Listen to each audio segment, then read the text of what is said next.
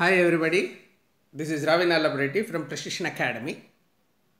Group 2 Paper 3 దీని మీద ఒక కాంప్రహెన్సివ్ అనాలిసిస్. ఈ ఎకానమీ టాపిక్ మీద గ్రిప్ తెచ్చుకుంటే గ్రూప్ 2 సాధించవచ్చు. ఇది చాలా క్రూషియల్. 150 మార్క్స్కి ఎకానమీ పేపర్ 3 ఉంది కదా.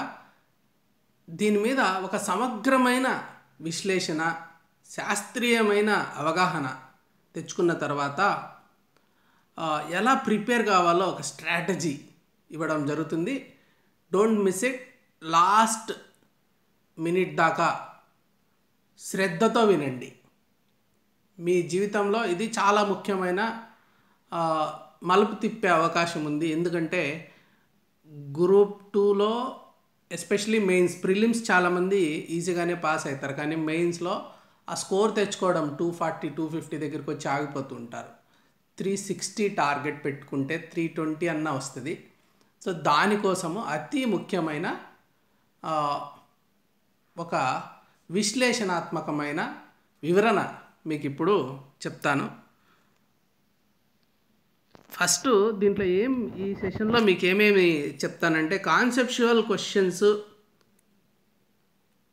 పాస్ట్ 5 years అనలైజ్ చేశాను. ఇప్పుడు 2008, 11, 12, 17, 19 పేపర్స్లో టైమ్ సిరీస్ అనాలిసిస్ చేశాను అనమాట. కాన్సెప్చువల్ క్వశ్చన్స్ ఎన్ని అడిగాడు ఎకానమీవి, ఆల్ కాన్సెప్ట్స్, ఇంతవరకు అడిగిన కాన్సెప్ట్స్ అన్నిటినీ లిస్ట్ చేశాను.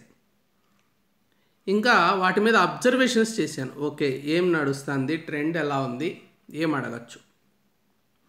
ఇంకా నెక్స్ట్ ఎగ్జామ్లో ఏం అడిగే అవకాశం ఉంది. ఇప్పుడు ఇది పాస్ట్ ఎగ్జామ్స్ కదా, దీన్ని బేస్ చేసుకొని ప్రెడిక్టివ్ అనాలిటిక్స్ అంటారు దాన్ని. ఇంకా దానికోసం అని చెప్పి టైమ్ సిరీస్ అనాలిసిస్, లేటెస్ట్ బజ్వర్డ్స్, తర్వాత ఓన్ జడ్జిమెంట్ యాడ్ చేసి, లైక్ ఇప్పుడు సివిల్స్ మోడల్లో వెళ్తోంది అనుకుంటే ఏ టైప్ ఆఫ్ క్వశ్చన్స్ రావచ్చు, ఇంతవరకు అడిగిన క్వశ్చన్స్ ప్యాటర్న్ ఏంటి, ఇప్పుడు అడిగబోయే క్వశ్చన్స్ ప్యాటర్న్ ఏంటి, ఇంకా లాస్ట్లో ప్రిపరేషన్ స్ట్రాటజీ అనేది కూడా మీకు ఒక అవగాహన వస్తుంది, ఎట్లా ప్రిపేర్ కావాలో, ఎట్లా గ్రిప్ తెచ్చుకోవాలని. ఇప్పుడు కాన్సెప్ట్స్ అంటే ఎకానమీ కాన్సెప్ట్స్ ఇది 2 parts కింద చేసాం పేపర్ 3. ఫస్ట్ ఎకానమీ కాన్సెప్ట్స్ ఒక పార్ట్, తర్వాత ఫ్యాక్ట్స్ అన్నీ ఒక పార్ట్ కింద. సో ఇది ఫస్ట్ పార్ట్. ఈ పార్ట్లో కాన్సెప్ట్స్ అంటే బేసిక్ టర్మ్స్ అండ్ డెఫినిషన్స్ ఉంటే చాలు. అట్లాంటివేమి కొన్ని కాన్సెప్ట్స్, కాజెస్ అండ్ ఎఫెక్ట్స్, ఏ కారణంగా, ఇప్పుడు ఇన్ఫ్లేషన్ అనుకోండి, ఎందు మూలంగా అది పెరుగుతుంది, అది పెరిగిన తర్వాత ఎవరెవరిని ఎలా అఫెక్ట్ చేస్తుంది, కాజెస్ అండ్ ఎఫెక్ట్స్. ఇంకా ఇంటర్లింకింగ్, ఇంకా 2-3 కాన్సెప్ట్స్ని కలుపుతూ కొన్ని క్వశ్చన్స్ అడుగుతుంటారు. సో కాన్సెప్ట్స్ గురించి తెలుసుకోవడమే కాకుండా, ఇప్పుడు ఇది ఒక కాన్సెప్ట్ అనుకోండి, సో ఏం కాజెస్ ఉన్నాయి, ఏం ఎఫెక్ట్స్ ఉన్నాయి అలా తెలుసుకోవడం ఒకటి. ఇంకొక కాన్సెప్ట్ 2 ఉంది, కాన్సెప్ట్ 3 ఉంది. సో వీటి మధ్యలో ఉన్న లింకేజెస్, ఈ టైప్ ఆఫ్ కాంప్రహెన్సివ్ అండర్స్టాండింగ్ చేసుకోవాలా. తర్వాత కాన్సెప్ట్స్కి అప్లికేషన్స్. సో ఇన్ని రకాలుగా ఉంటాయన్నమాట కాన్సెప్ట్స్. వాటిని మీకు ఇప్పుడు వివరిస్తాను. 2019 గ్రూప్ 2 పేపర్ 3లో స్ప్లిటప్ చూద్దాం. ఫస్ట్ 2019లో ఎకానమీ కాన్సెప్ట్స్ 47 అడిగాడు. ఇది బ్లూ కలర్లో ఉంది కదా, 31% ఆఫ్ ది పేపర్, ఆల్మోస్ట్ 1/3 అనుకోవచ్చు. ఇండియా ఫ్యాక్ట్స్ ఒక 70 అడిగాడు, ఈ కాషాయం రంగులో ఉండేది. మిగిలింది అది వచ్చి 54%, మోర్ దాన్ హాఫ్. ఇంకా ఏపీ ఫ్యాక్ట్స్ జస్ట్ 15%, అంటే 23 అడిగాడు అంతే.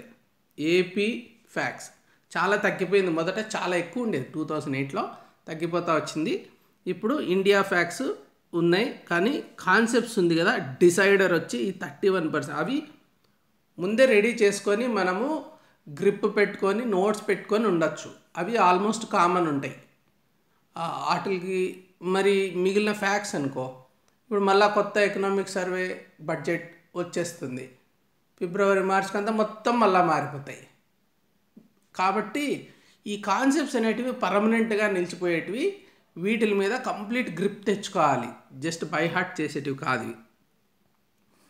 ఇప్పుడు స్నాప్షాట్ తీసుకున్నాం. 2019 గ్రూప్ 2 పేపర్లో ఈ కాన్సెప్ట్స్ అంటే ఎన్ని రకాల కాన్సెప్ట్స్, ఏ కాన్సెప్ట్స్ ఎంత అడుగుతున్నాడు చూస్తే ఇండియన్ ఎకానమీ బేస్డ్ కాన్సెప్ట్స్ ఒక 4 అడిగాడు. ఇది ఇప్పుడు ఎకనామిక్ పాలసీస్ మీద దాని రిలేటెడ్ టాపిక్స్ ఒక 14 వచ్చాయి. తర్వాత రిసోర్సెస్ అండ్ డెవలప్మెంట్ మీద ఒక 6, మనీ బ్యాంకింగ్ అంటే ఆర్బీఐ రిలేటెడ్ కానీ ఇన్స్ట్రుమెంట్స్ ఆఫ్ మానిటరీ పాలసీ, ఇంకా కాన్సెప్ట్ ఆఫ్ మనీ, అట్లాంటివన్నీ కలిపి ఒక 15 వచ్చాయి. హైయెస్ట్ నెంబర్ ఇది. ఇంకా నేషనల్ ఇన్కమ్ జీడిపి ఇట్లాంటివి ఒక 8 వచ్చాయి. సో ఇది స్ప్లిట్ అప్ కాన్సెప్ట్స్ ఏ ఏరియాలో మనం ఎక్స్పెక్ట్ చేయొచ్చు. ఇప్పుడు ఒక టైం సిరీస్ అనాలిసిస్ చేస్తే ఇండియన్ ఎకానమీ మరి భారతదేశ ఆర్థిక వ్యవస్థకు సంబంధించిన ప్రస్తుత పరిస్థితులు, వాటితో పాటు థీరీస్ ఇవన్నీ కలిపితే ఇప్పుడు 2008లో 6, మళ్ళీ 4, మళ్ళీ 13, మళ్ళీ 8, మళ్ళీ 4 తగ్గింది. ఇక్కడ యావరేజ్ వచ్చి 7. ఇండియన్ ఎకానమీ సంబంధించి పాలసీసు, trade, budget, taxes, industries, agriculture ఇట్లాంటి రిలేటెడ్ కాన్సెప్ట్స్ నేను చెప్తాను. కాన్సెప్ట్స్, ఫ్యాక్ట్స్ కాదు. అది 12, 8, 15, 9, 14 ఇలా పెరుగుతూ వచ్చాయి. 11.6 యావరేజ్ ఉన్నాయి దాంట్లో. ఇంకా రిసోర్స్ డెవలప్మెంట్ ఇండెక్సెస్ అంటే హ్యూమన్ డెవలప్మెంట్ ఇండెక్స్ అట్లాంటివి, ఇంకా డెమోగ్రఫీ రిలేటెడ్ అంతా వచ్చి 1, 5, 15, 4, 6 యావరేజ్ వచ్చి 6.2. ఇంకా money banking, public finance, monetary policy చాలా ఇంపార్టెంట్ ఏరియా. 4, 14, 12, 15, 15 పెరుగుతూ ఉంది. ముందు తక్కువ ఉన్నింది 2008ది. మనం ఎక్కువ గమనించాల్సిన పని లేదు, కొంచెం ఆడ్ పేపర్ అది. మొత్తం మారింది తర్వాత ట్రెండ్. యావరేజ్ ఒక 12 అడుగుతున్నాడు. మానిటరీ పాలసీ, మనీ ఇలాంటివి, బ్యాంకింగ్. నేషనల్ ఇన్కమ్ సంబంధించి ఒక 2, 5, 2, 4, 8 లాస్ట్కి ఇంకా పెరిగింది. సో 4 అడిగాడు. సో 2019లో కాన్సెప్ట్స్ 47, 2017లో 40, 12లో 57. ఈ 3 సంవత్సరాలు తీసుకుంటే క్లోజ్ టు 50 ఉంది యావరేజ్. తర్వాత అంతకుముందు 2 సంవత్సరాలు తీసుకుంటే 36, 25 అంటే పెరుగుతూ ఉంది. సో మొత్తం మీద 41 యావరేజ్. 5 ఇయర్స్ తీసుకుంటే 41 యావరేజ్ ఉంది. ఇప్పుడు కాన్సెప్ట్స్ పెరుగుతూ వస్తుంది. ఇది సివిల్స్ ట్రెండ్ అనమాట. ఎక్కడైనా మనం చూసామంటే అటువైపే వెళ్తూ ఉంది. కాబట్టి కాన్సెప్ట్స్ ఇంకా ఇంకా పెరిగే ఛాన్స్ కూడా ఉంది. ఇప్పుడు Indian economy present status economic థియరీస్లో ఎన్ని అడిగారో చూద్దాం. ఏమేమి అడిగారు. 2019 ఇన్ఫర్మేషన్ ప్రాసెసింగ్ ఆఫ్ నీతి ఆయోగ్ ఒక అప్రోచ్ అనమాట. ఇన్ఫర్మేషన్ ప్రాసెసింగ్ అప్రోచ్ అనేది ఒకటి నీతి ఆయోగ్ది అడిగారు. Cooperative federalism, marble cake federalism అనే దాని మీద అడిగారు. తర్వాత డిమానిటైజేషన్, థ్రిఫ్ట్ పారాడాక్స్ అంటే ద్రవ్య చలామణి తగ్గింపు, పొదుపు వైపరీత్యం. ఇది డిమానిటైజేషన్కి ద్రవ్య చలామణి తగ్గింపు అన్నాడు. సో థ్రిఫ్ట్ పారాడాక్స్, పొదుపు వైపరీత్యం దాని మీద అడిగారు. ఫైటో శానిటరీ కండిషన్, ఫైటో ఇట్లేదో వాళ్ళ ట్రాన్స్లేషన్ పేపర్లో ఇచ్చిన ట్రాన్స్లేషనే నేను ఇక్కడ రాస్తున్నా. ఇంకా 2017లో నీతి ఆయోగ్ గురించి ఒక 2. తర్వాత సస్టైనబుల్ డెవలప్మెంట్ అంటే సుస్థిర అభివృద్ధి. పయస్ ఆబ్లిగేషన్ పవిత్రమైన బాధ్యత. ఇది ఎకనామిక్ సర్వే, నేషనల్ ఎకనామిక్ సర్వేలో ఇట్లాంటి కొత్త కొత్తవేవో పెడుతూ ఉంటారు ప్రతిసారి. ఎన్విరాన్మెంట్ ప్రొటెక్షన్, పర్యావరణ పరిరక్షణకు సంబంధించి కాన్సెప్ట్ ఒకటి. ఆబ్జెక్టివ్స్ ఆఫ్ ప్లానింగ్ ఒక 4 అడిగాడు ప్లానింగ్ మీద చూడండి.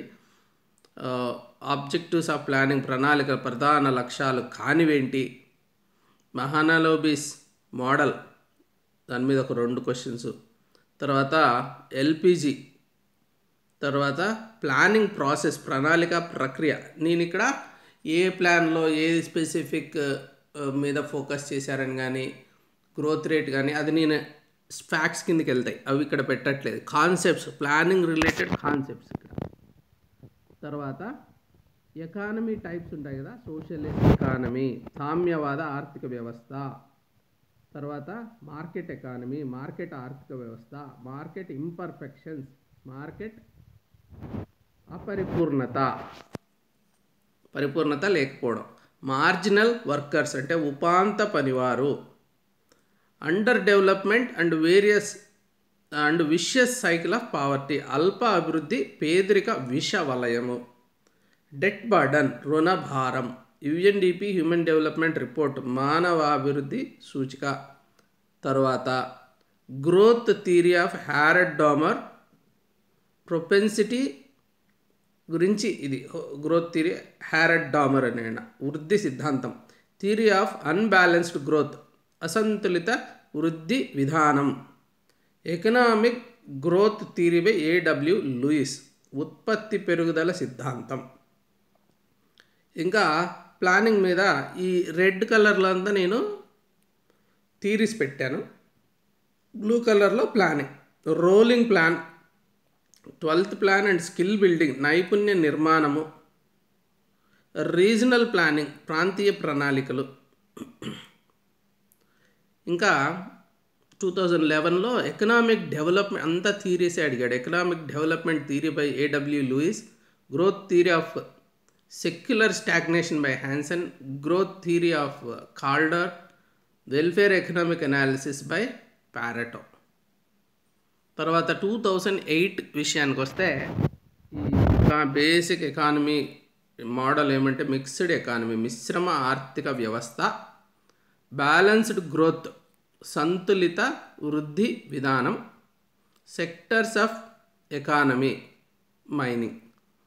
ఇంకా థీరీస్ వచ్చి బిగ్ పుష్ థీరీ, తెలుగులో కూడా బిగ్ పుష్ అని రాస్తారు అంతే. ఇక్కడ ఫర్ ఎగ్జాంపుల్ ఇక్కడ బిగ్ పుష్ థీరీ అనుకో, బిగ్ పుష్ సిద్ధాంతం అంటాడు అంతే. Stage of growth theory, stages of development by Rostow, WW Rostow. ఇప్పుడు ఒక అబ్జర్వేషన్ చేద్దాం.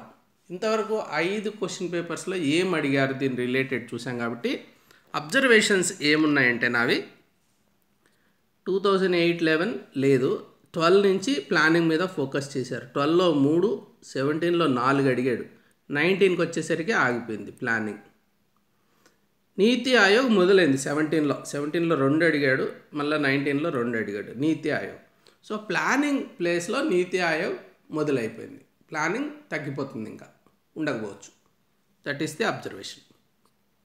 ప్యూర్ ఎకానమీ థీరీస్ ఇప్పుడు ఏడబ్ల్యూ లూయిస్, హారడ్ డామర్ ఇలాంటివి.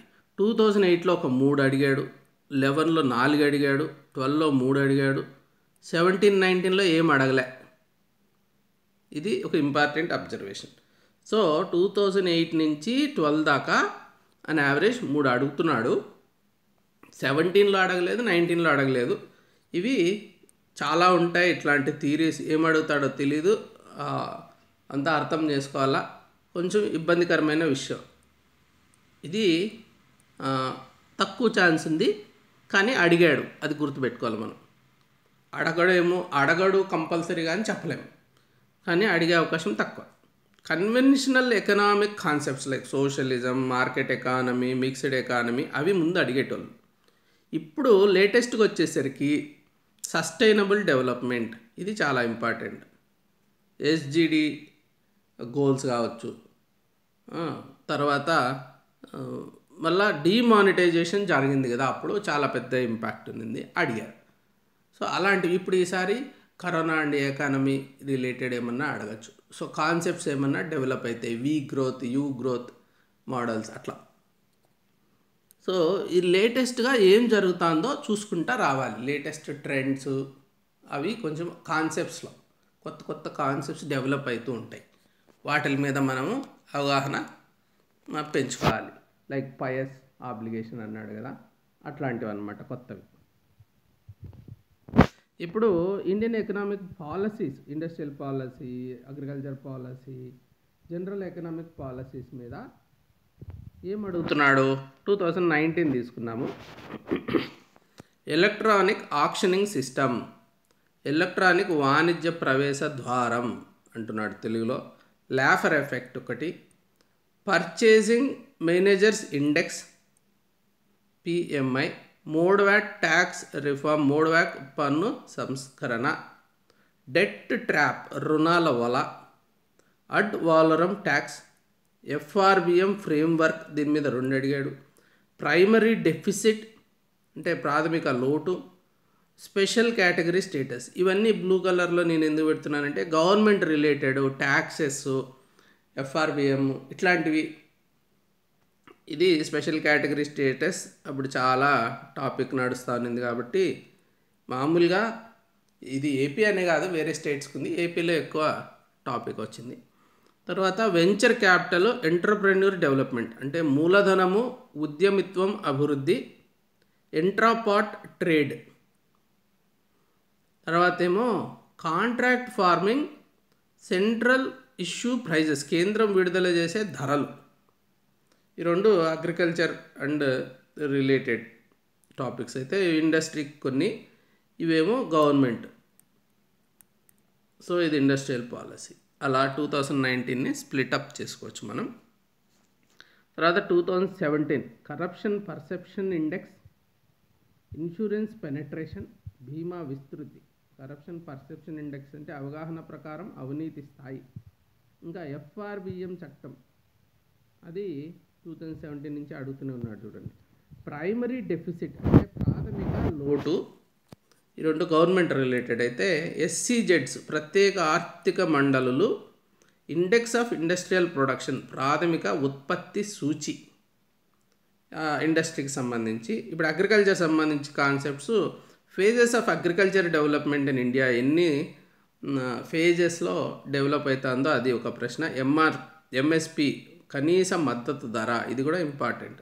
ఒకసారి జాయింట్ కోఆపరేటివ్ ఫార్మింగ్ సహకార వ్యవసాయం మీద ఒకటి అడిగాడు అనమాట. ఇప్పుడు 2012 విషయానికి వస్తే గ్లోబలైజేషన్. జనరల్గా అప్పుడు ఎక్కువ గ్లోబలైజేషన్ మీద డిస్కషన్ నడిచేది. Benefits of FDI, foreign direct.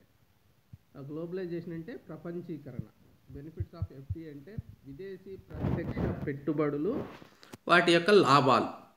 Fiscal policy objectives అంటే కోశ విధానము, వాటి లక్ష్యాలు. ఫిస్కల్ కన్సాలిడేషన్ కోశ సంబంధ ఏకీకరణ. Economic growth versus capital output ratio ఆర్థికాభివృద్ధి మూలధన ఉత్పత్తి నిష్పత్తి. రేట్ ఆఫ్ క్యాపిటల్ అక్యుములేషన్ మూలధన సంచయన రేటు. లాంగ్ టర్మ్ ఎక్స్టర్నల్ డెట్ దీర్ఘకాల బహిర్గత రుణం. Value added tax. Terminal tax అంటే టర్మినల్ పన్ను. డొమెస్టిక్ డెట్ బైబ్యాక్ దేశీయ రుణ బైబ్యాక్. డొమెస్టిక్ సేవింగ్స్ దేశీయ పొదుపు. కంట్రోల్ ఆఫ్ రైజింగ్ ప్రైజెస్ ధరల నియంత్రణ. Gross value add in state ఒక రాష్ట్రంలో కలపబడిన స్థూల విలువ. ఇక్కడ ఎందుకు పెట్టానంటే కంట్రోల్ ఆఫ్ ప్రైజెస్ అని ఫిజికల్ ప్లానింగ్లో కూడా కొన్ని ట్యాక్సుల ద్వారా వాటి ద్వారా కూడా ధరల నియంత్రణ చేయొచ్చు, మానిటరీ ప్లానింగ్ కాకుండా. తర్వాత పబ్లిక్ ప్రైవేట్ పార్ట్నర్షిప్ ప్రభుత్వ ప్రైవేటు భాగస్వామ్యం. ఎంఎస్పి కనీస మద్దతు ధర. తర్వాత 2011కి వస్తే మళ్ళీ ఇక్కడ కూడా గ్లోబలైజేషన్ ప్రపంచీకరణ.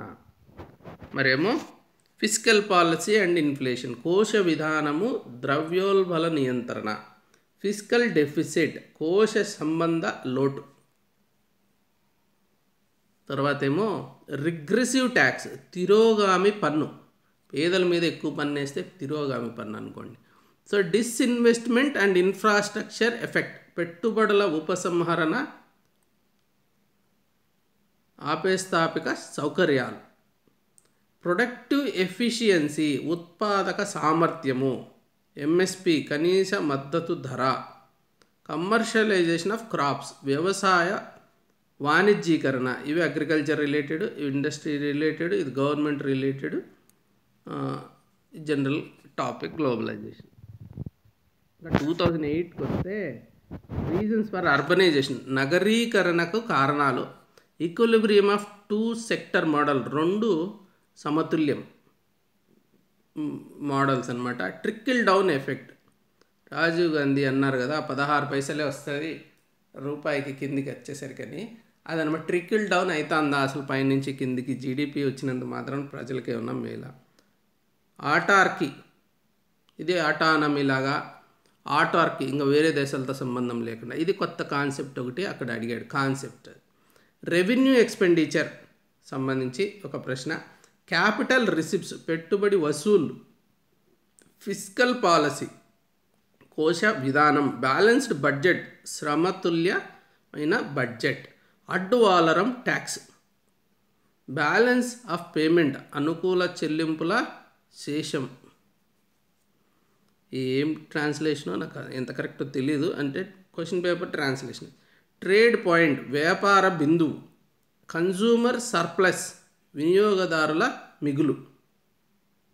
సో ఇదంతా గవర్నమెంట్ రిలేటెడ్, ఇండస్ట్రీ రిలేటెడ్, ఇట్లా డివైడ్ చేశాను నేను.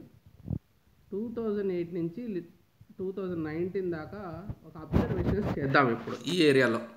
అగ్రికల్చర్ బేస్డ్ 8లో ఏం లేవు, 11లో 2, 12లో 1, 17లో 3, 19లో 2. So agriculture based concepts, joint cooperative farming కావచ్చు, మినిమం సపోర్ట్ ప్రైస్ కావచ్చు, ఇట్లాంటివి. ఇండస్ట్రీ బేస్డ్ కాన్సెప్ట్స్ 2, మళ్ళీ 11కి వచ్చి 2, 12కి వచ్చి 1, 17కి 2, 19కి 2, ఆన్ యావరేజ్ ఒక 2 అనుకోవచ్చు మనం ఇండస్ట్రీ బేస్డ్. అగ్రికల్చర్ బేస్డ్ కూడా ఒక 2 అడగచ్చు. సో మినిమం సపోర్ట్ ప్రైస్ ఎంత అని కాదు క్రాప్ వైజ్, అసలు కాన్సెప్ట్ అది ఇన్ ప్రిన్సిపల్ మనం అర్థం చేసుకోవాలి. ఇంకా fiscal policy, government taxes, government గురించి ట్యాక్సుల గురించి అంతా 8లో 6, 3, 7, 2 మళ్ళీ 7. ఇది మంచి important app, government related fiscal policy, tax types, ad valorem tax ఆ టైపు. సో 5.6 యావరేజ్ ఉంది ఇది. ఇప్పుడు రిసోర్సెస్ అండ్ డెవలప్మెంట్ అన్న ఏరియా చూద్దాం ఎట్లా అడిగాడు దీని మీద. 2019లో మల్టీ డైమెన్షనల్ పావర్టీ ఇండెక్స్, మానవ పేదరిక సూచి MPI, incidence of poverty calculation పేదరిక భారం, world poverty clock, rising share of working age దాని మీద ఒకటి అడిగాడు, జీడిఐ జీఎం మీద అడిగాడు, హ్యూమన్ క్యాపిటల్ ఇండెక్స్ U5MR మానవ మూలధన సూచి అదే అడిగాడు అనమాట. అది చాలా ఇంపార్టెంట్. 2017లో అండర్ డెవలప్మెంట్ ఆఫ్ ఇండియా, భారతదేశపు అల్పాభివృద్ధి గురించి, తర్వాత ఫుడ్ సెక్యూరిటీ ఆహార భద్రత, ఇదంతా పావర్టీ టైప్ క్వశ్చన్స్. ఇంకా డెమోగ్రాఫిక్ డివిడెండ్, ఫుడ్ సెక్యూరిటీ, తర్వాత హ్యూమన్ డెవలప్మెంట్ ఇండెక్స్ మానవాభివృద్ధి సూచి. ఇంకా వెనక్కి వెళ్తే 2012 బ్యాలెన్స్డ్ గ్రోత్ థియరీ సంతులిత వృద్ధి సిద్ధాంతము, ఫిక్స్డ్ స్టాక్ రిసోర్సెస్ స్థిరమైన నిల్వగల వనరులు, development and shortage of capital అభివృద్ధి మూలధన కొరత, షార్ట్ టర్మ్ రూపీ రిసోర్సెస్ స్వల్పకాల రూపాయి వనరులు, ఫుడ్ ప్రైస్ ఇండెక్స్ ఆహార వస్తువుల ధరల సూచి, లైఫ్ ఎక్స్పెక్టెన్సీ సంభవనీయ జీవితకాలము, మ్యాటర్నల్ మోర్టాలిటీ రేట్ ప్రసూతి మరణాల రేటు, డెఫినిషన్ ఆఫ్ అన్ఎంప్లాయ్మెంట్ నిరుద్యోగిత నిర్వచనం, సీజనల్ అన్ఎంప్లాయ్మెంట్ ఋతు సంబంధ నిరుద్యోగిత, structural unemployment and productive capacity వ్యవస్థాపక నిరుద్యోగిత ఉత్పాదక శక్తి, ఇది లింక్, డిస్గైజ్డ్ అన్ఎంప్లాయ్మెంట్, ప్రచ్ఛన్న నిరుద్యోగిత. చూడ్డానికి ఎంప్లాయ్మెంట్ లాగానే ఉంటుంది కానీ ఇది డిస్గైజ్డ్. ఇద్దరు చేయాల్సిన చోట 5 మంది చేస్తుంటారు. మ్యాన్ పవర్ ప్లానింగ్, మానవ శక్తి ప్రణాళిక. కన్సీల్డ్ అన్ఎంప్లాయ్మెంట్, గుప్త నిరుద్యోగిత. Growing population pressure and human capital, పెరుగుతున్న జనాభా ఒత్తిడి మరియు మానవ మూలధనం, ఆ రెండింటి మధ్య సంబంధం. ఇంకా 2011కి వస్తే క్యాపిటల్ ఫార్మేషన్, మూలధన కల్పన. తర్వాత population pressure and quality of life, పెరుగుతున్న జనాభా ఒత్తిడి, జీవిత గుణాత్మకత. మీడియన్ ఫ్యామిలీ ఇన్కమ్, ఏది కరెక్ట్? యావరేజా, మీడియన్ అంటే మీడియన్, మధ్యగత కుటుంబ ఆదాయము. హ్యూమన్ డెవలప్మెంట్ ఇండెక్స్, మానవాభివృద్ధి సూచి. షిఫ్టింగ్ ఆఫ్ వర్కర్స్, ఒక అగ్రికల్చర్ నుంచి ఇండస్ట్రీకి అట్లా వెళ్తే ఏంటి దాని అర్థము, అట్లాంటి కాన్సెప్చువల్ క్వశ్చన్. తర్వాత 2008లో మానవాభివృద్ధి సూచి, హ్యూమన్ డెవలప్మెంట్ ఇండెక్స్. ఇప్పుడు హ్యూమన్ రిసోర్సెస్ గురించి, ఎంప్లాయ్మెంట్ గురించి, ఇట్లా మీలాగా యూత్ ఉంటారు, జాబ్స్, ఎంతమందికి జాబ్ వచ్చింది, ఎంతమంది అవుట్ ఆఫ్ జాబ్ ఉన్నారు, ఎలాంటి జాబ్స్ వచ్చాయి, ఇలాంటిది ఎంప్లాయ్మెంట్. రిసోర్స్, హ్యూమన్ రిసోర్స్ ఎంత డెవలప్ అయింది, హ్యూమన్ రిసోర్స్. 2008లో 1, 11లో 2, 12లో 7, 17లో 3, 19లో 3. ఇది ఇంపార్టెంట్ ఏరియా. పావర్టీ రిలేటెడ్ చూస్తే 8లో 0, మళ్ళీ 2, మళ్ళీ 1, మళ్ళీ 2, మళ్ళీ 3. ఇది కూడా కొంచెం పావర్టీ, ప్రజలంతా ఎలా ఉన్నారు అనే దాని మీద, పావర్టీ ఎలా ఉంది, అలాంటి కాన్సెప్ట్స్ అడుగుతున్నారు. ఇప్పుడు most important money, banking, public finance మీద ఏం అడిగారు? 2019లో liquidity aggregates, L1, L2, L3 ద్రవ్యత్వ మొత్తము. కోర్ ఇన్ఫ్లేషన్, ఈ బ్లూ కలర్ వచ్చి ఇన్ఫ్లేషన్ రిలేటెడ్ ఉంటాయి. ఇవి ఈ కలర్లో వచ్చినటివి, వంకాయ కలర్లో ఆర్బీఐ మానిటరీ, ఈ కలర్లో ఉంటే మట్టి బ్రిక్ కలర్, ఇది ఆర్బీఐ టూల్స్. ఇదేమో మనీ, ఇదేమో ఆర్బీఐ రిలేటెడ్ అంటే మానిటరీ పాలసీ, ఇదేమో inflation related. So core inflation అంటే మూల ద్రవ్యోల్బలము. ఇన్ఫ్లేషన్ టార్గెటింగ్ అనేది ఒకటి అడిగారు. ఇంకా తర్వాత exchange rate, floating exchange rate, మారకపు విలువ. క్యాపిటల్ మార్కెట్, పెట్టుబడి వ్యాపార కూడలి. ఫైనాన్షియల్ క్యాపిటల్, ఆర్థిక మూలధనం. Capital to risk weighted asset ratio, CRAR. ఇంకా blue box subsidies, blue box. తర్వాత comprehensive finance management system, CFMS, సవిస్తరమైన విత్త పద్ధతి. దీని మీద మన ఏపీ ఎకనామిక్ సర్వేలో చాలా రాశారు కాబట్టి ఆ ఇయర్ దాని మీద అడిగింటాడు. Shadow lender crisis, shadow lender సంక్షోభం. Peer to peer lending, P2P. Seigniorage. తర్వాత ఇది కొంచెం బ్యాంకింగ్ అండ్ క్రెడిట్ మీద, ఇది కొంచెం ఇన్ బిట్వీన్, ఆర్బీఐకి వచ్చే లాభాలు కాబట్టి వడ్డీలో అది మధ్యలో పెట్టా. So prompt corrective action, PCA, క్రమబద్ధ చర్య. మార్జినల్ స్టాండింగ్ ఫెసిలిటీ, ఉపాంత ప్రమాణీకరణ సౌలభ్యం. లిక్విడిటీ అడ్జస్ట్మెంట్ ఫెసిలిటీ, దానికిను రెపోకి లింక్, అంటే ద్రవ్యత్వ సర్దుబాటు సౌకర్యము, రెపో రేట్. ఇంకా 2017లో reserve money concepts, reserve money. తర్వాత ఇన్ఫ్లేషన్ సంబంధించి కోర్ ఇన్ఫ్లేషన్, మూల ద్రవ్యోల్బలము. రీజన్ ఫర్ ప్రైస్ హైక్, ద్రవ్యోల్బలాన్ని పెరగడానికి కారణాలు. కంట్రోల్ ఆఫ్ ఇన్ఫ్లేషన్, ద్రవ్యోల్బల నియంత్రణకు సంబంధించిన ప్రశ్న అడిగాడు. Organised sector in money market, వ్యవస్థీకృత ద్రవ్య మార్కెట్. ఇంకా జనరల్గా మనీ మార్కెట్ గురించి. తర్వాత గిల్ట్ ఎడ్జ్డ్ మార్కెట్. తర్వాత గవర్నమెంట్ ఇంటర్నల్ డెట్, ప్రభుత్వ అంతర్గత రుణం. నెక్స్ట్ డెవలప్మెంట్ ఫైనాన్స్ ఇన్స్టిట్యూషన్స్, అభివృద్ధి ఆర్థిక సంస్థలు. ఇండిజీనియస్ బ్యాంకర్, దేశీయ బ్యాంకర్ అంటే ఏంటి? Unregulated non bank financial intermediaries, బ్యాంకేతర ఆర్థిక మధ్యవర్తులు ఇది.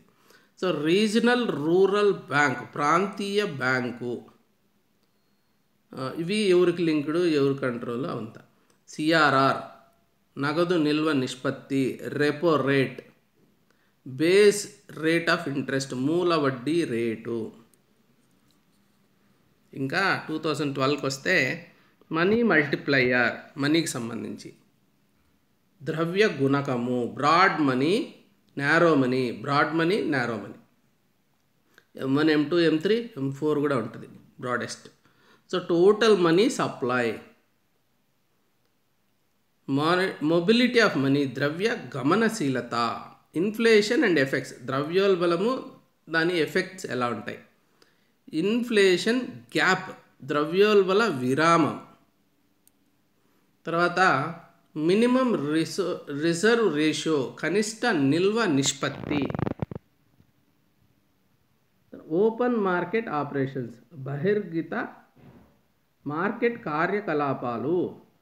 Reserve repo rate, reverse repo rate, reverse repo, repo and reverse repo ఉంటాయి కదా అది. ఫారిన్ ఎక్స్చేంజ్ రిజర్వ్, విదేశీ మారక నిల్వలు. Capital inflows and balance of payment, మూలధన ప్రవేశ ప్రవాహాలు, BOP. Current account deficit and BOP, current ఖాతా లోటు, బిఓపి, బ్యాలెన్స్ ఆఫ్ పేమెంట్. 2001లో మానిటరీ పాలసీ దాని యొక్క విధాన లక్షణాలు, డీవాల్యుయేషన్ ఆఫ్ రూపీ గురించి అడిగాడు. తర్వాత ఏమో టోటల్ మనీ సప్లై, మొత్తము ద్రవ్య సప్లై. డీవాల్యుయేషన్ అంటే రూపాయి మూల్య హీనీకరణ. ముందు ఆర్బీఐ రూపాయి విలువ డిసైడ్ చేసేది. Demand for money and income, ద్రవ్య డిమాండ్, ఆదాయ స్థాయి. నియర్ మనీ, సమీప ద్రవ్యం. ఇన్ఫ్లేషన్ ఆఫ్ బెనిఫిట్స్ అంటే ఏమన్నా ఇన్ఫ్లేషన్ ఎవరికైనా బెనిఫిట్ చేస్తుందా అని, ద్రవ్యోల్బలం వల్ల లాభాలు ఎవరికి వస్తాయి. ఇన్ఫ్లేషన్ గ్యాప్, ద్రవ్యోల్బల విరామం. డిమాండ్ పుల్ ఇన్ఫ్లేషన్, డిమాండ్ ప్రేరిత ద్రవ్యోల్బలం. ఇంకా pegged rate of exchange, foreign exchange సంబంధించి. స్థిరీకరించిన మారకపు రేటు, తర్వాత ఎక్స్చేంజ్ రేట్, మారకపు రేటు, ఆ రెండు అడిగాడు. తర్వాత ఏమో క్రెడిట్ క్రియేషన్, పరపతి సృష్టి. క్రెడిట్ ఎక్స్పాన్షన్ కెపాసిటీ, పరపతి విస్తరణ శక్తి. ఇదంతా క్రెడిట్ అండ్ బ్యాంకింగ్. ఇప్పుడు మానిటరీ పాలసీకి వస్తే ఓపెన్ మార్కెట్ ఆపరేషన్స్, బహిర్గత మార్కెట్ కార్యకలాపాలు. క్యాష్ రిజర్వ్ రేషియో, సిఆర్ఆర్, నగదు నిల్వ నిష్పత్తి. 2008లో ట్రాన్సాక్షన్ డిమాండ్ ఫర్ మనీ, ఇది ఒక థియరీ వచ్చింది. ప్రత్యక్ష ద్రవ్య డిమాండ్, డబ్ల్యూజే బోమోల్. ఇన్ఫ్లేషన్ దాని కారణాలు, ద్రవ్యోల్బలము దానికి ఏం కారణం. బదిలీ చెల్లింపు అంటే transfer payment. Gold standard of exchange rate. ఇప్పుడు అబ్జర్వేషన్స్ చేద్దాం దీని మీద. ఇప్పుడు concept of money, M1, M2 ఏంటి, M3 ఏంటి అని అంటారు కదా, అట్లాంటివి. సో మనీ సప్లై కావచ్చు, ఇంకా మనీ రిలేటెడ్ కాన్సెప్ట్స్. 1, 5, 4, 1, 1. సో అడుగుతున్నారు దీంట్లో, ఒకటి అడగచ్చు. సో ఫారిన్ ఎక్స్చేంజ్ మీద 1, 2, 3, 0, 0 కొంచెం తగ్గింది ఫోకస్. ఎందుకంటే ఫారిన్ ఎక్స్చేంజ్ ఆటోమేటిక్గా దాన్ని మారుతూ ఉంటుంది, రోజు మార్చేది ఏముండదు, ఒక పాలసీ లాగా. ఇన్ఫ్లేషన్ సంబంధించి 1, 3, 2, 3, 3. So inflation continues to be an important topic. Credit and banking 0, 2, 0, 4, 3. So ఇది కూడా important. Instruments of monetary policy 0, 2, 3, 3, 3 చాలా important. Instruments of monetary policy ఇది మనం చూడాలి. Credit and banking important policy. Inflation is important. ఇంకా concept of money కూడా కొంతవరకు ఈ ఫారెన్ ఎక్స్చేంజ్ కొంచెం తక్కువ ఇంపార్టెంట్. ఇప్పుడు నేషనల్ ఇన్కమ్ సంబంధించి GDP at market price, GDP market వెల ప్రకారము, గ్రాస్ నేషనల్ ప్రోడక్ట్ స్థూల జాతీయోత్పాదన, తర్వాత జీడిపి క్యాలిక్యులేషన్ సంబంధించి ఒకటి, రియల్ జీడిపి వాస్తవ స్థూల జాతీయోత్పాదన, GDP according to income method ఆదాయ ముదింపు ప్రకారము జీడిపి, పర్ క్యాపిటల్ ఇన్కమ్ తలసరి ఆదాయం, జిఎన్పి డిఫ్లేటర్, నార్మల్ గూడ్స్ సాధారణ వస్తువులు, అది 2019. 2017లో నేషనల్ ఇన్కమ్ అంటే ఎన్ఎన్పి అట్ ఫ్యాక్టర్ కాస్ట్, జాతీయ ఆదాయము ఫ్యాక్టర్ కాస్ట్ బేస్ చేసుకొని చేంజ్ ఇన్ బేస్ ఇయర్, ఒక బేస్ ఇయర్ మార్చారు దాని గురించి, స్థూల రాష్ట్ర స్థూల దేశీయ ఉత్పత్తి అంటే gross state domestic product, double dip recession, double dip ఆర్థిక మాంద్యం 2012లో, national income at factor cost కారకాల వ్యయం వద్ద జాతీయ ఆదాయం, ప్రొడక్షన్ యూనిట్ ఉత్పత్తి యూనిట్, 11కి వస్తే నెట్ స్టేట్ డొమెస్టిక్ ప్రొడ్యూస్ నికర రాష్ట్ర దేశీయ ఉత్పత్తి, తర్వాత ఏమో స్టేట్ జీడిపి క్యాల్కులేషన్, ఇంకా రియల్ నేషనల్ ఇన్కమ్ వాస్తవ జాతీయ ఆదాయం, క్యాపిటల్ అవుట్పుట్ రేషియో మూలధన ఉత్పత్తి నిష్పత్తి, క్యాపిటల్ అవుట్పుట్ రేషియో దీని మీద ఒక 2 అడిగాడు. 2008లో national income at factor cost market దానికిను మార్కెట్ ప్రైజెస్కి రేషియో, జాతీయ ఉత్పత్తి కారకాలతో మార్కెట్ ధరలలో జాతీయ ఉత్పత్తి, ఇంకా హెచ్డిఐ పర్ క్యాపిటల్ ఇన్కమ్ మానవ అభివృద్ధి సూచి తలసరి ఆదాయం, వాటి మధ్య సంబంధం. ఇప్పుడు అబ్జర్వేషన్స్ చేద్దాం. జీడిపి, ఎస్జిడిపి, నేషనల్ ఇన్కమ్ వీటన్నిటి మీద చూస్తే 1, 2, 1, 3, 5 చాలానే పెరిగిపోతుంది. సో 3, 5 వచ్చింది కాబట్టి latest 2, this is really important చూసుకోవాలి. ఇంగ్లీష్ మీడియం వాళ్ళు ఇంటర్మీడియట్ ఎన్సీఆర్టీ చూస్తే చాలా మంచి క్లారిటీ వస్తుంది economy book. So foreign exchange 2008లో 1, 2, 3 మళ్ళీ అడగట్లే, ఫారిన్ ఎక్స్చేంజ్ కొంచెం తగ్గింది. Inflation continues to be important, 1, 3, 2, 3, 3 inflation చాలా ఇంపార్టెంట్ టాపిక్, గుర్తుపెట్టుకోండి. డీఫ్లేషన్ కూడా అడగచ్చు, కరోనా వల్ల డిమాండ్ తగ్గిపోయింది. సో ఇట్లాంటివి ఈసారి రావచ్చు. క్రెడిట్ అండ్ బ్యాంకింగ్ 2008 చూస్తే 0 మళ్ళీ పెరుగుతూ ఉంది, 2, 0, 4, 3. So this is also important. ఇంకా most important instruments of monetary policy 2008లో 0, 11, 3 ఇట్లా. ఇది ఎందుకు వచ్చింది ఇక్కడ? Okay. So simple steps to master economy. So ఇప్పుడు నువ్వు ఎకానమీని కంప్లీట్ గ్రిప్ తెచ్చుకోవాలంటే ఎకానమీ మీద ఈ కాన్సెప్ట్స్ పూర్తిగా పిండి కొట్టేసి కాన్సెప్ట్స్ మీలో ఇంటర్నలైజ్ అయిపోయి డైజెస్ట్ అయిపోయి మీకు ఎప్పుడు అడిగినా కానీ అర్థం చేసుకొని ఎప్పుడు అడిగినా లాంగ్ టర్మ్ మెమరీలోకి వచ్చేలాగా ఎకానమీ అంటే మంచి ఈ కాన్సెప్ట్స్ ఉంటేనే ఇప్పుడు మీకు అడిషన్స్, మల్టిప్లికేషన్స్, డివిజన్స్, సబ్స్ట్రాక్షన్స్ ఏమీ రావనుకో, ఇంకా లెక్కలు ఏం చేస్తారు? లెక్కలు డైరెక్ట్గా చేస్తూ ఇవి రాక స్ట్రగుల్ అవుతూ నేర్చుకుంటూ లెక్కలు ఒక్కొక్కటి ఎన్ని లెక్కలు వీలైతే అన్ని లెక్కలు నేర్చేసుకొని అట్లా చేయలేం కదా. దానికి ఎంత బేసిక్గా ఫార్ములాస్, ఇప్పుడు A+B² ఇవన్నీ ఫార్ములాస్ అనమాట. 2 distance between 2 points, coordinate geometry, ఇవన్నీ లేకుండా నువ్వు మ్యాథ్స్ చేయలేవు కదా. d/dx(x²) ఏంటి ఇది తెలియకంటే నువ్వేం చేయగలవు? సో అలాగే కాన్సెప్ట్స్ ఫౌండేషన్ మీదనే మీ సక్సెస్ ఆధారపడి ఉంది. ఎకానమీ కాన్సెప్ట్స్ చాలా ఫండమెంటల్, వాటిని ఎలా మాస్టర్ చేయాలి. How to score full marks ఈ కాన్సెప్ట్స్లో ఒక 50 అడిగితే 45 మనం తెచ్చుకోవాలి, అది ఆల్మోస్ట్ ఫుల్ అనుకోండి మీరు.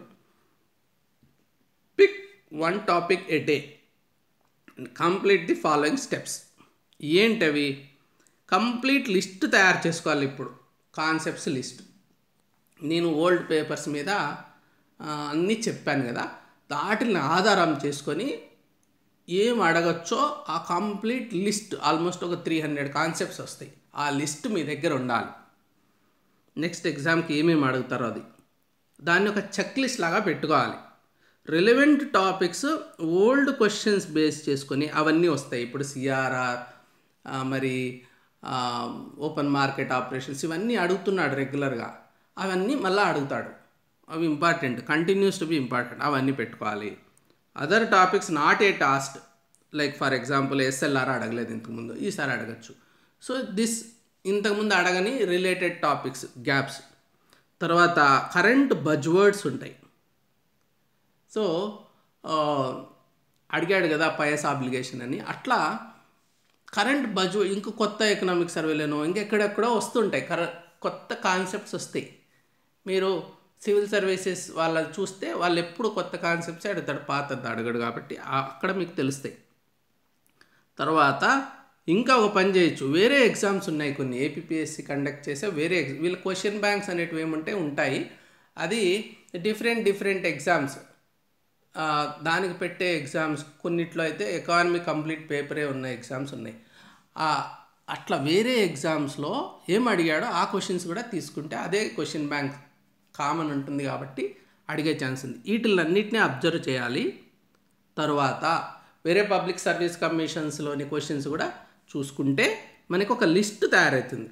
List, this master list most important. ఆ లిస్ట్లో నుంచినే రావాలి.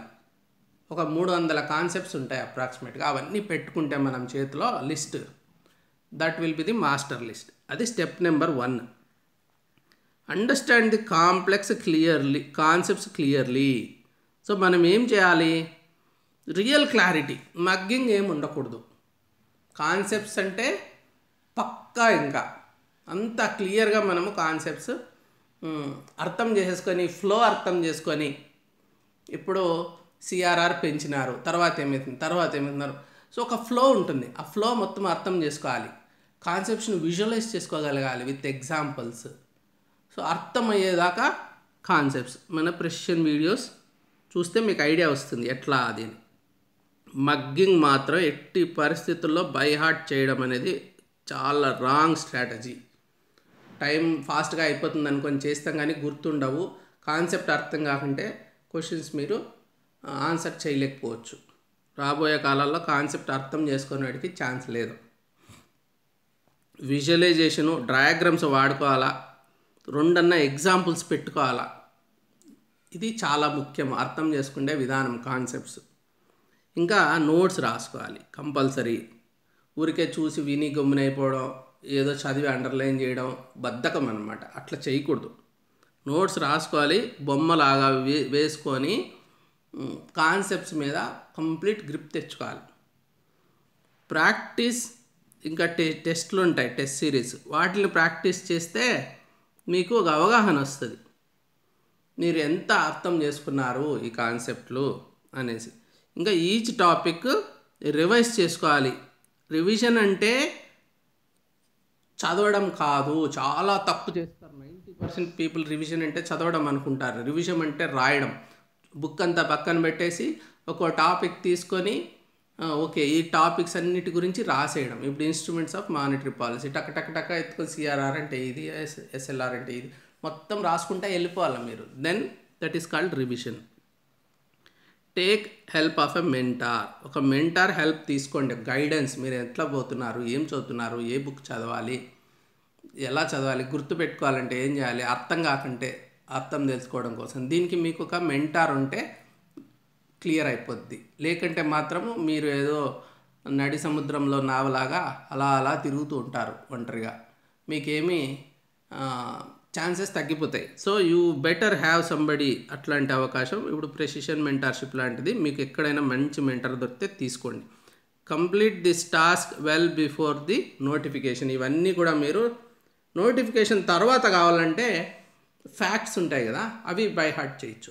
ఇది కాన్సెప్ట్స్ మనము మచ్ బిఫోర్ నోటిఫికేషన్ గ్రిప్ తెచ్చేసుకోవాలి. లైక్ ఇప్పుడు రీజనింగ్ ఉంది, అవన్నీ ముందే బాగా స్టడీ చేసి పెట్టుకోవాలి. దాని మీద సపరేట్ నేను ఒక అనాలిసిస్ వీడియో పెట్టాను చూడండి. తర్వాత కాన్సెప్ట్స్ ఇట్లాంటివి మీరు ఎగ్జామ్ డేట్ కంటే వెల్ అహెడ్ ఆఫ్ దట్ నోటిఫికేషనే కంప్లీట్ గ్రిప్ తెచ్చుకొని పెట్టుకుంటే మంచిది. సో ఇప్పుడు నేను ఒక టాపిక్ తీసుకొని దానికి ఎలా లిస్ట్ తయారు చేసుకోవాలనో చెప్తాను. ఇప్పుడు ఇన్స్ట్రుమెంట్స్ ఆఫ్ మానిటరీ పాలసీ, పరిమాణాత్మక నియంత్రణ సంబంధించి ఏం టాపిక్స్ ఉండొచ్చు. గుణాత్మక నియంత్రణ అంటే క్వాలిటేటివ్. సో నగదు నిల్వ నిష్పత్తి ఈ కలర్లో ఉండేటంతా ఆల్రెడీ అడిగారు, బ్లాక్ ఉంటే ఇంకా అడగలే, ఎస్ఎల్ఆర్ అడగచ్చు. Base rate of interest, base interest rate, bank rate అవంతా వేరే వేరే పేర్లు.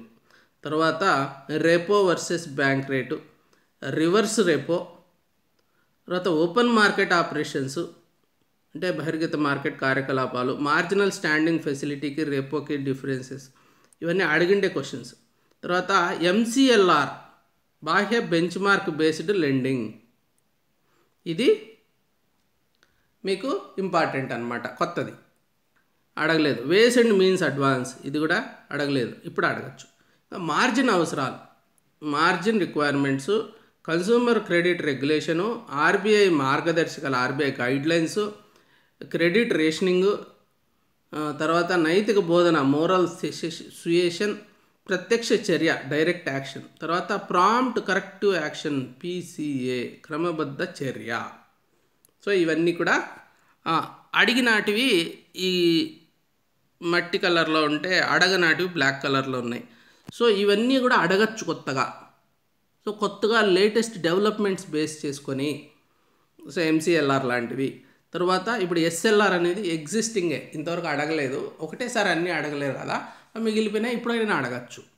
సో ఇంకా కొత్తవి ఏమన్నా వస్తున్నాయంటే ఇక ప్రాంప్ట్ కరెక్టివ్ యాక్షన్ కావచ్చు, ఎంసీఎల్ఆర్ కావచ్చు, వేస్ అండ్ మీన్స్ అడ్వాన్స్ కావచ్చు, ఇవి కొత్తగా వస్తాయి. ఇవన్నీ కూడా ఇట్లా ఈ లిస్ట్ కన్నా మన దగ్గర క్వాంటిటేటివ్ ఒక 9, క్వాలిటేటివ్ ఒక 7, 16 వచ్చినాయి ఇన్స్ట్రుమెంట్స్ ఆఫ్ మానిటరీ. ఇవి పెట్టుకుంటే మీరు పక్కా అన్నట్టు. ఇంకా ఈ రకంగా మనం లిస్ట్ తయారు చేసుకోవాలా ఫస్ట్. ఈ లిస్ట్లో నుంచినే వస్తాయి. ప్రతి సబ్ ఏరియాకి లిస్ట్ రెడీ చేసుకోవాలి. సో మీకు ఇప్పుడు ప్రెసిషన్ అకాడమీ ఏం చేయగలదు, what we plan to offer in this effort. మీరు సర్వీస్ తెచ్చుకోవడానికి, ఎకానమీ కాన్సెప్ట్స్ మీద గ్రిప్ తెచ్చుకోవడానికి, what we're planning, what we can possibly do, comprehensive economy concepts list. I'm working on it now. So ఇప్పుడు మీకు ఎట్లయితే monetary policy instruments list చెప్పాను కదా, అలాంటి లిస్ట్ అన్ని సబ్ ఏరియాస్లో అలాంటి లిస్ట్ అరౌండ్ 300 ఉండొచ్చు. అలాంటి లిస్ట్ కంప్లీట్ కావాలి. That you need, that is the foundation. అది పెట్టుకొని ఒక్కొక్క టాపిక్కి ఒక పేజ్ కానీ హాఫ్ పేజ్ కానీ మొత్తం రాసి పెట్టుకుంటే మీకు అదే ఒక బైబిల్ లాగా ఈ కాన్సెప్ట్స్కి సంబంధించి రెడీ అయిపోతుంది. That we're trying to come up with for our students. తర్వాత ప్రెసిషన్ అకాడమీ వీడియోస్ మెటీరియల్. ఇప్పుడు మానిటరీ పాలసీ ఇన్స్ట్రుమెంట్స్కి సంబంధించి ఒక సెషన్ కండక్ట్ చేశాను. ఆ వీడియో మీరు ప్లేలిస్ట్కి వెళ్ళి ఎకానమీ తెలుగు అని చూస్తే అక్కడ మీకు కనిపిస్తుంది. ఈ మానిటరీ పాలసీకి సంబంధించి తెలుగులో సపరేట్గా ఉంది, ఇంగ్లీష్లో సపరేట్గా ఉంది. సో ప్యూర్ తెలుగులో ఒక వీడియో ఉంది, అది చూడండి. ప్రెసిషన్ అకాడమీ వీడియోస్ అలా ఉంటాయన్నమాట. అంటే అరటిపండు ఒలిచి పెట్టినట్టు ఒక్కొక్క concept, SLR, CRR, ways and means అన్నీ కూడా ఒక ఫ్లో చూపించి, ఇది జరిగినప్పుడు ఏమవుతుంది, అది జరిగినప్పుడు ఏమవుతుంది. ఒక ఆర్బీఐ గవర్నర్ అనుకోండి, మీరు ఎలాంటి నిర్ణయం తీసుకుంటారు ఇప్పుడు ఈ పరిస్థితుల్లో? కరోనా వల్ల తగ్గిపోయింది డిమాండ్, ఏం చేస్తారు? లేదు, ఇప్పుడు ఇన్ఫ్లేషన్ బాగా పెరిగిపోతుంది, అప్పుడు ఏం చేస్తారు? రేపు పొద్దున ఆర్బీఐ మీటింగ్ ఉందంటే ఈరోజు మనం చెప్పగలగాలి, ఓకే వాళ్ళు సిఆర్ఆర్ ఈరోజు తగ్గించవచ్చు 50 బేసిస్ పాయింట్స్, అట్లా మనము చెప్పగలగాలి. లేకుంటే రిపోర్ట్ వచ్చిన తర్వాత మనం దీని ఇంపాక్ట్ ఎలా, ఏ ఇండస్ట్రీ మీద ఎలా ఉంటుంది, మన మీద ఎలా ఉంటుందో చెప్పగలగాలి. That's how this video will be. So ఈ యొక్క వీడియో చూడండి, మీకు ఒక అవగాహన వస్తుంది. అప్పుడు మీకు క్లారిటీ వస్తుంది, కాన్సెప్చువల్ క్లారిటీ. అది ఒకటి. లేకంటే even somewhere else you can find that clarity, you get that clarity. That is step 2. And this is what we have plans for. And then precision test series. మార్కెట్లో the best test series ప్రెసిషన్ది. ఇన్ని రోజులు మేము only test series offer చేసాము. ఇప్పుడు planning to have this kind of comprehensive list provide చేయడం కావచ్చు, videos. These are our ideas అనమాట. ఇంకా mentorship program, this is another thing that precision is extending to group 2 students. ఇంతవరకు group 1 mentorship మాత్రమే ఉన్నింది. అక్కడ ఆల్మోస్ట్ 75% ప్రిలిమ్స్ క్లియర్ చేయడం వలన ఆ కాన్సెప్ట్ బాగా వర్క్ అవుతుంది. అంటే 100 మంది స్టూడెంట్స్లో 75 మందికి ప్రిలిమ్స్ క్లియర్ అయిపోయింది. అంటే మెంటార్షిప్ వల్ల చాలా ఇంప్రూవ్ అవుతుంది అనమాట ఛాన్సెస్. ఎవరి పాటికి వాళ్ళు ప్రిపేర్ అయ్యేది కాకుండా గైడెన్స్. సో అది గ్రూప్ 2కి కూడా ఎక్స్టెండ్ చేయడం జరిగింది ఈసారి. సో కాన్సెప్ట్స్ లిస్ట్ ఇచ్చి మెంటార్షిప్ అంటే వీడియోస్ ప్రొవైడ్ చేసి, వాళ్ళకి టెస్ట్లు కండక్ట్ చేసి, వాళ్ళ రిజల్ట్స్ చూసి, వాళ్ళ నోట్స్ చూసి, సో ఎట్లా నోట్స్ రాసుకుంటున్నారు, ఎలా రివిజన్ చేస్తున్నారు, ఇంకా స్పెసిఫిక్ టు ది ఆస్పిరెంట్. జనరల్గా 300 మందిని కూర్చొని చెప్పడం broadcast model, that we don't believe. Mentorship అంటే 1-to-1.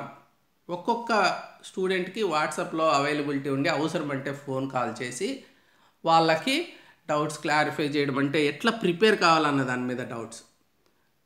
It's more about, not about individual conceptual clarity కాకుండా ఓవరాల్గా ఈ బుక్ చదువు, ఇలా చేయి, ఇలా నోట్స్ రాసుకో, ఎన్ని మార్కులు వచ్చినాయి, ఇంకా ఎట్లా ప్రిపేర్ కావాలా, ఇంకా మోటివేట్ చేయడం వాళ్ళని. ఎప్పుడైనా డీమోటివేట్ అవుతూనే ఉంటారు, ఇది కామన్. ఒకసారి ప్రెషర్ ఎక్కువైపోతుంది, స్ట్రెస్ ఎక్కువైపోతుంది, డీమోటివేట్ అయిపోతారు, రాదేమో అనిపిస్తుంది. సో వాళ్ళందరితో చర్చించి 1 by 1 గైడెన్స్ ఇవ్వడం, మోటివేట్ చేయడం. So most successful group 1 mentorship మోడల్లో ఉన్నది ఎక్స్టెండ్ చేయడం అనమాట గ్రూప్ 2 కూడా.